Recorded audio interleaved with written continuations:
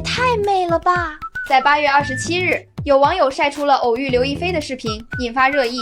画面中，刘亦菲穿着牛仔外套配短裤，戴着围巾、帽子、墨镜，挎着白色包包，一身打扮相当时髦。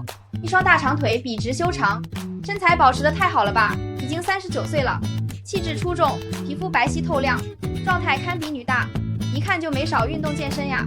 她长发披肩，很是温柔，抱着小狗，温馨之感都要溢出屏幕了。